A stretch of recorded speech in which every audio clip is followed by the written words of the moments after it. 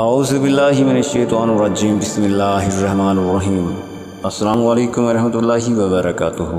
मैं हूं आपका मेज़बान मलिक मोहम्मद अंसर और आप देख रहे हैं वायरल डेरा टीवी।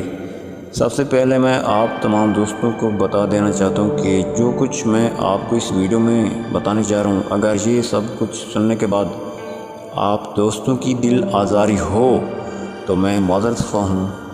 और आपको बताता चलूँ कि लादी गैंग का सरखाना खुदा बख्श चकरानी के हवाले से कि कहा गया कि आज उसके इस साले सवाब की खातिर फातिहा ख़वानी है और कोई भी शख्स उससे फातिहा पढ़ कर दुआ देना चाहे तो दे सकता है। वैसे भी हम कौन होते हैं किसी को बुरा कहने वाले। अगर कोई शख्स गलत अमाल करता है, गलत काम करता है, कातिल बन जाता है, जुर्म करता है, मुजरिम बन जाता है, तो वो उसके अपने अमाल होते हैं। उसे वफ़ात पाकर अल्लाह ताला को उसने अपने अमाल का हिसाब ज़रूर देना है। उसकी जगह हम नहीं देंगे हिसाब, उसको ख़ुद को देना होगा अपने किए का हिसाब।